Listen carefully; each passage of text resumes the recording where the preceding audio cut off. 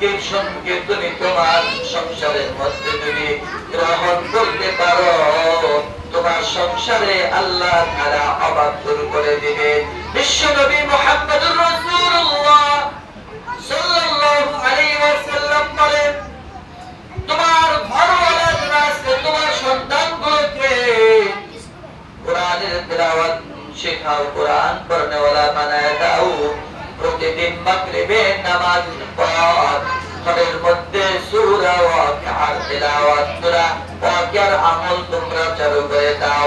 যদি তোমরা তোমার ঘরের মধ্যে সূরা ওয়াকিয়ার আমল করতে পারো, সারা বিশ্বে যদি অভাব অনটন দেখা যায়, সারা বিশ্বে যদি দুর্ভিক্ষ দেখা দেয়, আল্লাহ তাআলা তোমার ঘরের মধ্যে দুর্ভিক্ষ দিবে না, তোমার ঘরের মধ্যে আল্লাহ তাআলা অভাব দেখা দিবে না। সূরা ওয়াকিয়া তিলাওয়াতের বরকতে আল্লাহ তাআলা তোমাদেরকে আসমানি সম্মানজনক রিজিক দান করবেন। আল্লাহু আকবার। সম্মানজনক রিজিক দান করবে। আজকে তো আমি নিজেও কোরআন তিলাওয়াত করি না, আমার আহলে কেউ কোরআন তিলাওয়াত করায় না, সন্তানগুলো কেউ কোরআন তিলাওয়াত শেখায় না, যারা সূরা ওয়াকিয়ার তিলাওয়াত করবে। এজন্য আমাদের ঘরগুলো আজকে ইবাদত থেকে শূন্য হয়ে যাচ্ছে। কবরে যেরকম ইবাদত হয় না, আমাদের ঘরগুলো আজকে ইবাদত থেকে খালি হয়ে যাচ্ছে। অথচ মুসলমানের ঘরগুলো হবে ইবাদতের মারকাজ। ইবাদতের ঘরগুলো আমাদের যে থাকার ঘর, এটা ইবাদতের মারকাজ হবে কেন? এখান থেকে আমাদের পরিবেশ তৈরি করতে হবে। সুন্নত নামাজ তো ঘরে পড়ার কথা, নওয়াফিল ঘরে পড়ার কথা। আমাদের ফিট করতে পারি নাই। মুসলমানের ঘরে থাকবে জায়নামাজ, মুসলমানের হাতে থাকবে তাসবিহের তিলাওয়াত। আজকে আমরা জায়নামাজ ছেড়ে দিয়েছি, আজকে আমরা তাসবিহাত ছেড়ে দিয়েছি, যার কারণে আমরা শান্তি পাই না, অশান্তি যত যাচ্ছে শুধু অশান্তি আর অশান্তি দিন দিন বেড়ে চলেছে। কথা বলুন ঠিক না বেশি? আজকে সূরা ওয়াকিয়ার আমল নাই, ফজরের নামাজের পর সূরা ইয়াসিনের তিলাওয়াত নাই। অথচ প্রত্যেক জিনিসের কি আছে? হৃৎপিণ্ড আছে, কলব আছে। যেমন আমরা মানুষ, আমাদের প্রত্যেকের বুকের মধ্যে, জিসিমের মধ্যে কলব আছে না নাই? কি বলেন, আছে না নাই? যদি কলব সুন্দর হয়ে যায়, যদি কলব ভালো হয়ে যায়, পুরা জিসিমটাই সুন্দর হয়ে যাবে, ভালো হয়ে যাবে। আর যদি কলব নষ্ট হয়ে যায়, কলব যদি গুনাহের দ্বারা কি হয়ে যায়, কুৎসিত হয়ে যায়, তাহলে গোটা জিসিমটাই বন্ধ হয়ে যায়। ঠিক প্রত্যেকটা জিনিসের যেমন কলব আছে, সরকার তো আরম্ভ করে 30 পারা কুরআন কলব হলো সূরাতুল ইয়াসিন। যে বান্দা ফজরের নামাজের পরে সূরা ইয়াসিনের তিলাওয়াত করবে, ওই বান্দার ফজর থেকে নিয়ে মাগরিব পর্যন্ত তার যত হাওয়াই আছে, আল্লাহ তাআলা ওই বান্দার সমস্ত হাওয়াই গুলো পূর্ণ করে দিবে। সুবহানাল্লাহ।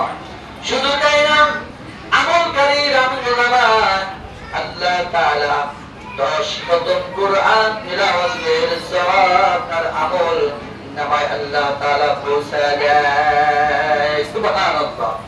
মুহতারাম হাজিরিন, 10 পারা কুরআন খতম করা একটা সহজ ব্যাপার না। কথা বলে ঠিক না বেশি? একটা পারা তিলাওয়াত করতে 20 মিনিট, 15 মিনিট, আধা ঘন্টা, যাদের মুখ চালু আছে তাদের জন্য। আর যদি কি হয়, যদি একটু ধীরে ধীরে আস্তে আস্তে যদি তিলাওয়াত করে, তাহলে দেখা যাবে আরো বেশি সময় লাগে। যে কথা বলতেছিলাম,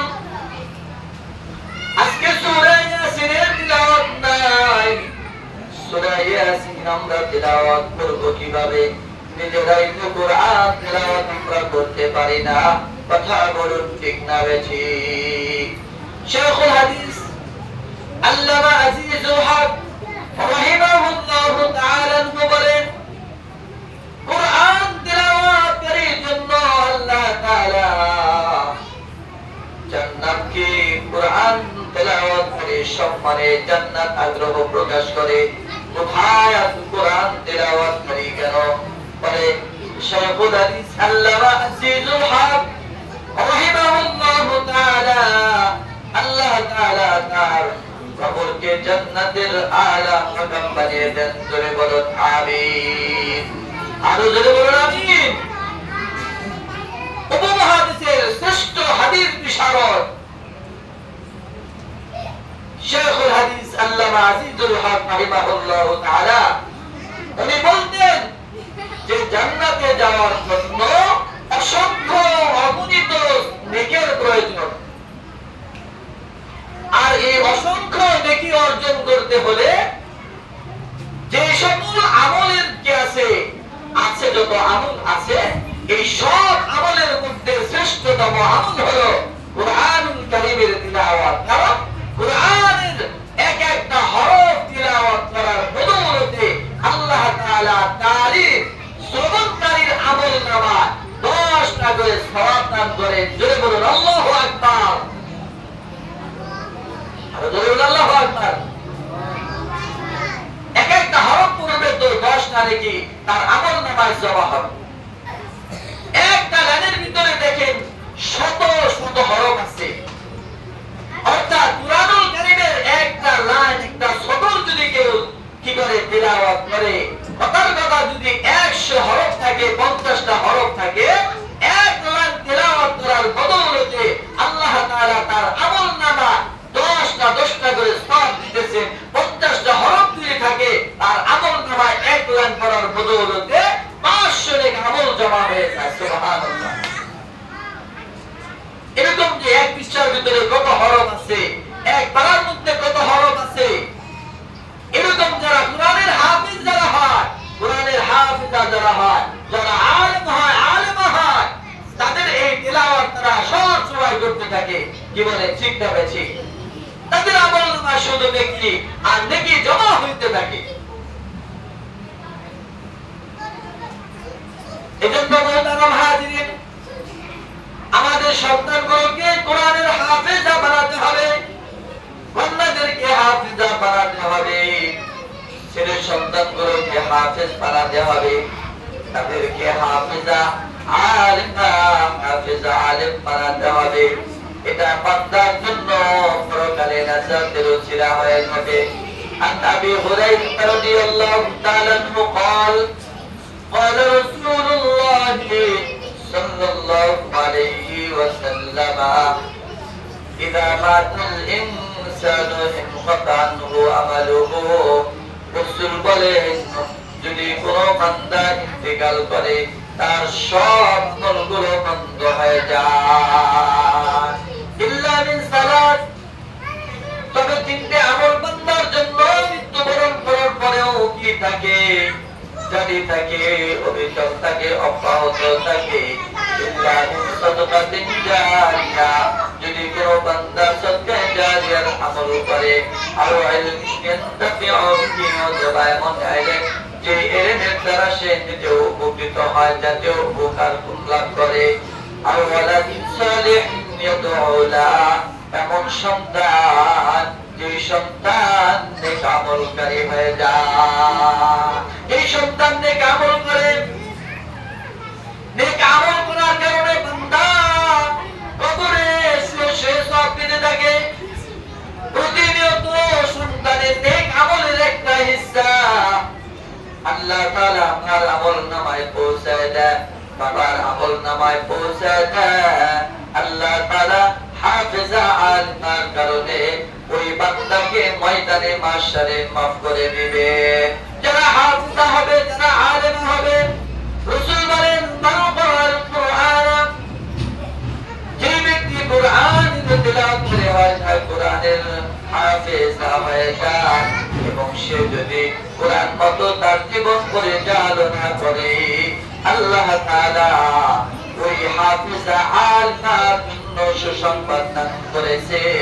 ওই হাফিজা ওই আলিমা যারা হাফিজ হবে হাফিজা হবে ওই বংশের মধ্য থেকে ওই বংশের যদি কেউ কোনো কারণে জাহান্নাম তাদের জন্য ওয়াজিব হয়ে যায়, ওই বংশের মধ্যে যদি কোনো কারণে জাহান্নাম তাদের জন্য লাজিম হয়ে যায়, এরকম 10 জন জাহান্নামী বান্দাকে জান্নাতে ঢোকাবার জন্য একজন হাফিজকে আল্লাহ তাআলা ক্ষমতা দিয়ে দিবে। নাও যাও তোমার বংশের 10 জনকে তুমি বিনা হিসাবে জাহান্নাম থেকে বের করে জান্নাতে ঢোকায় দাও।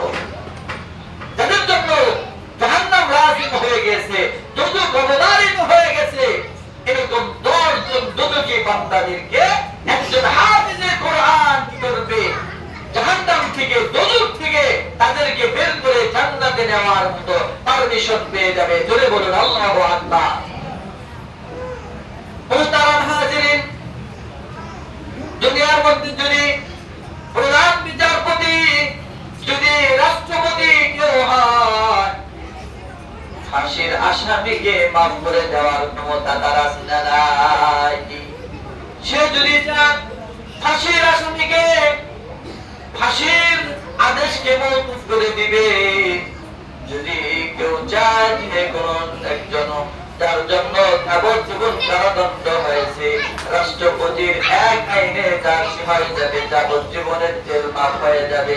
হাসরের ময়দানে হাফিজে কুরআনকে আল্লাহ তাআলা একজন রাষ্ট্রপতির মতো কি করবে, ক্ষমতা দিয়ে দিবে।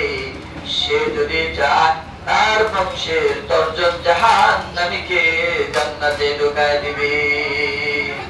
ও তারা হাজিরিন, কোরআনের সম্মান কেমন বেশি। সন্তানগুলো যদি কোরআনের তিলাওয়াত করে যায়, হাফেজা হয়ে যায়, আলিমা হয়ে যায়। লম্বা ঘটনা সংক্ষেপ করে দিলাম। কাজী ইউসুফের জামানায় একজন বিচারপতি ছিল। সে তার ইন্তেকালের পূর্বে তার সন্তানকে ডেকে বলতেছে, তার বিবিকে ডেকে বলেন, হে আমার বিবি, যদি আমার ইন্তেকাল হয়ে যায়, তোমার গর্ভে যদি একজন সন্তান জন্মদান করে, তুমি যদি সন্তান যদি শরীর সালামতে জন্ম হয়, তুমি তাকে কোরআন শিক্ষা দিবা। কাজী মানে বিচারপতি, বিচারক। তো বিচারক বলতেছে, তোমার গর্ভে যে সন্তান হবে তাকে কোরআন শিক্ষা দিবা। এই ওসিয়ত করার পর ওই কাজী সাহেবের বিচারকের ইন্তেকাল হয়ে গেল। যখন তার ইন্তেকাল হয়ে যায়, কিছুদিন পর কাজের স্ত্রী তার সন্তান প্রসব করলো। সন্তান যখন আস্তে আস্তে বড় হতে লাগলো, বক্তব্যে নেওয়ার মতো সুযোগ হলো।